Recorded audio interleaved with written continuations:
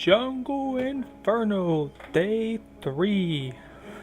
Although this is actually going to be up on day 4, and day 4 is going to be up on day 5, even though day 5 is not a thing. You know, I'm behind. That's all there is to it. I record when I can. That's all. Anyway, day 3 is all about the pyro. Like, completely about the pyro. Except for one tiny little section that we'll get to in a minute. But, as you can see, they actually refer to pyro as a he, a she, and they. You know, because no one really knows what pyro is. Everyone wins but heavy. I disagree, because pyro's still really powerful and he can still really hurt people. Kind of. I mean, there's some changes. We'll get to those in a minute though. But the important part right now is Pyro Land. I need to learn how to talk, apparently. Anyhow, along with the actual contract missions you can do in the contractor, I said tur again. In the contractor, there is also the Pyro Land, which gives you 6 non-campaign contracts, which means you can get pyro weapons, the new ones, without having to worry about anything. You can just do the missions. As you can see, it says you don't have to buy a campaign pass, which is their entire point with all of this right here if you want to read it. But yeah, you don't have to buy anything for the weapons, that's all. Moving on to the first weapon. First look at this. That's so awesome. But here's this. The Dragon's Fury. The new primary weapon. A powerful single-shot flamethrower.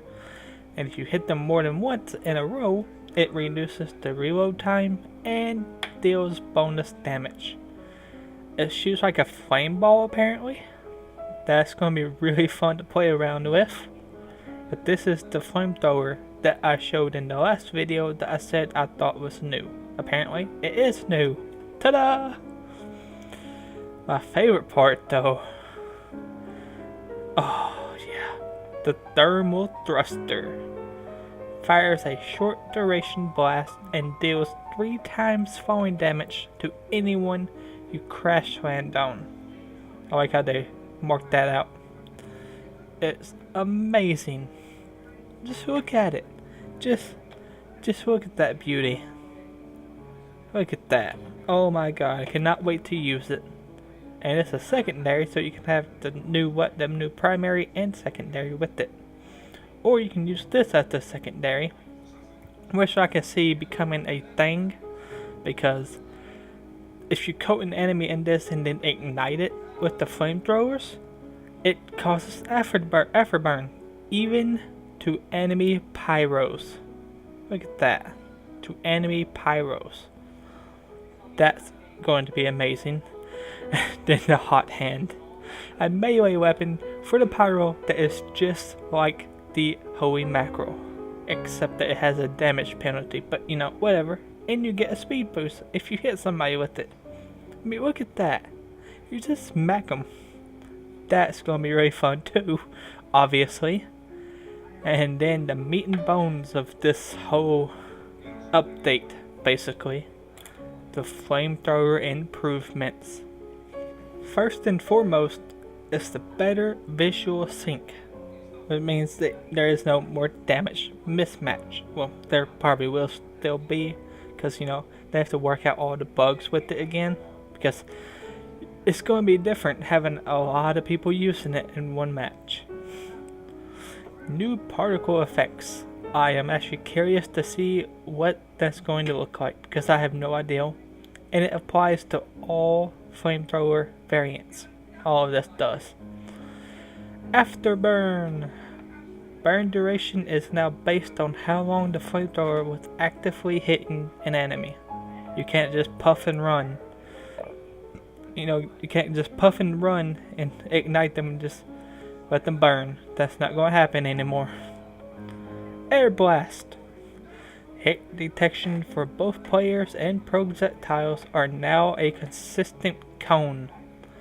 Which I don't actually know what that means. I don't really play Pyro a lot, so I don't really know anything about this. It's just really interesting and it's cool, okay? That's all there is to it. Oh, you get more control over the interaction for both player and Pyro and target. You're both players most likely, so it factors into the momentum of them. Okay, that's cool. Air Blast now causes the target player to have reduced footing and air control. So you don't lose all control, but you do lose some control. It factors in the upward angle of the air blast. So it air blasts where you're facing, I guess, upwards. I don't know. And then the strength increases, which I guess that means you can push people further, which can be really fun if you think about it. And the consolation prize, you get a free banana. Replenishes half the health that a sandwich does over the same amount of time, but it charges twice as fast. I actually kind of want to use that. The pyro taunt. Oh, the gas blast. I'm not going to show it because I don't show other videos in my videos. But you get this with the thermal thruster, and I really want it. I really want it. I wonder if that actually kills people though, because it looks like it should kill people, right? If you do it next to them and it sets them on fire, maybe it just afterburns them. I don't know, but that would be awesome if it actually did. And here's the pyro hugging Saxton Hill for the updates. Thank you. Oh. Anyhow, if you enjoyed, if you cannot wait for this update to come out, actually today, I think, yeah, it comes out today, day 4. If you cannot wait, then just join me in the excitement for it.